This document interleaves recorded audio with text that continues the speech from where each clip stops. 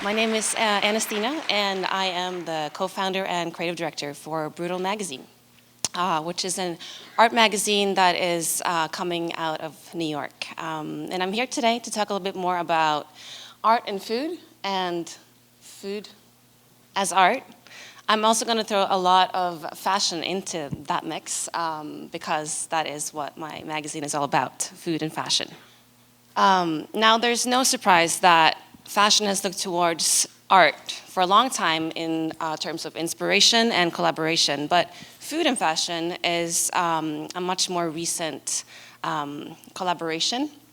And I'm going to show you a few examples of what I'm talking about. This is a story that Kenso, oh, there we go. Kenso did with art magazine Toilet Paper a few seasons ago, where they introduced or worked on this campaign together, introducing much more of a still life and food-oriented imagery. And I think it's really showcasing this beautiful collaboration between art, food, and fashion. Here you can see supermodel Carly Kloss and baking cookies with Milk Bar's Christina Tosi. This is a collaboration that Banana Republic did with Bonap and OpenTable, where they allowed people to go online and shop for this perfect dinner look, and you could click further on to OpenTable in booking a table. A little bit more elevated and high-end, Prada purchased a big share in Pastisseria Marchesi last year and revamped it into this really beautiful place, really extending the Prada brand into something more edible. They did the same thing with Bar Luce, which they invited Wes Anderson to come and actually design the space for them. To bring it back to New York, this is local designer Shrimps, and you can see this collaboration was more about this big cake party. It was a part of her promotion for her campaign or collection last year. And I really think that this showcases also like a lot of the different variations of how food and fashion can come together on different areas. We also see that there's a lot of different scenes out there coming out with food through the lens of fashion, through the lens of art.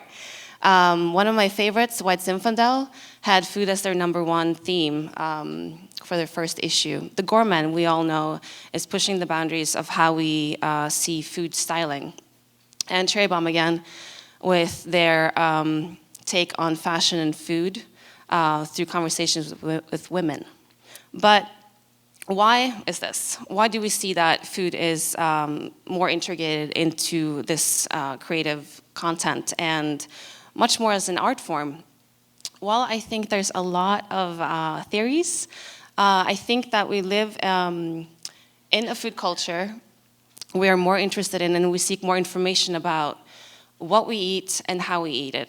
And channels like Netflix, Hulu, Amazon, and also commercial TV shows are feeding us or covering this demand by giving us really great documentaries and TV shows that allows us to understand and approach food in a very different and new way.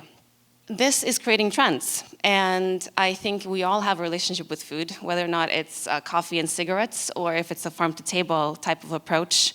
We can use food as part of self-branding, and in this time where narcissism and social media is a huge part of our lives, it can just add another layer of this image making.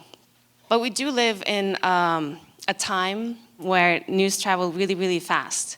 And I think the problem is that brands, designers, and also commercial magazines have a problem with actually keeping up with the pace. So that's why we see that the same stuff is getting pushed out again and again, and it creates this oversaturation. And what happens? We get bored. At least that's what happened to me when I decided to start Brutal Magazine 2 years ago. I was really tired of looking at the same stuff, this perfect model on a perfect beach, or a beautifully lit table with fish just kind of easily put together, but it was so not what I was thinking as something as interesting. And where was the creativity in this? Because this was basically all I saw. And I was thinking, is this really what is the future of food styling and also fashion styling? Don't get me wrong, like I love food and fashion, but I just thought this was really, really boring. We had a lot of conversations about what we wanted to create when I started Brutal. We wanted to be relevant, and we wanted to produce content that was really intelligent, but still also keeping in mind a sense of humor and not taking ourselves too seriously. And I think working with food and fashion through the lens of art creates, we're able to produce different content that people will still be open for. And with humor, we have more freedom in our methods of pushing boundaries and also experiment in a different way. This is a piece that we did with Osmo Harvilati. And we basically gave him 3 words, which was food, fashion, being stripped, as that was the theme for our second issue. And I think it just really showcases how beautiful and very new it can be, food and fashion coming together in this art with an artsy approach. And then we did a piece on Mark Ladner and sauce.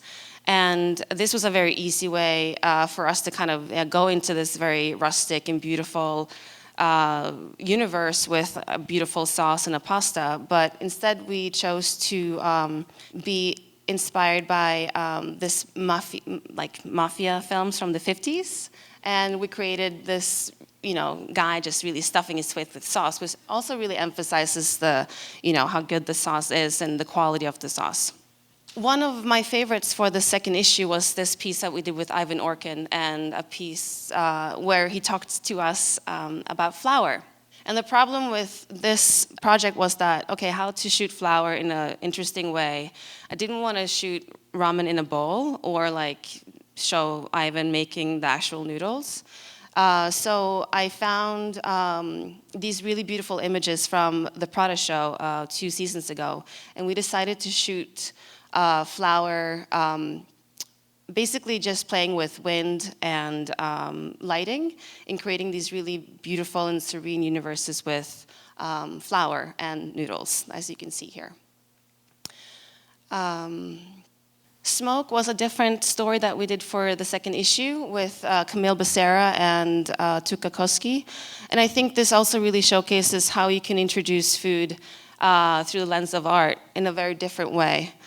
And I think it's just such a beautiful piece that they did for us.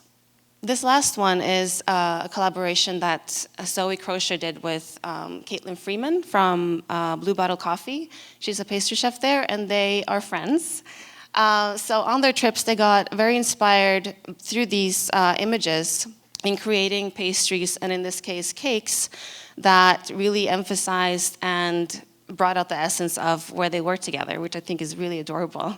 But also a really intelligent and smart way of producing food stories that are a little bit more elevated than what we're used to seeing.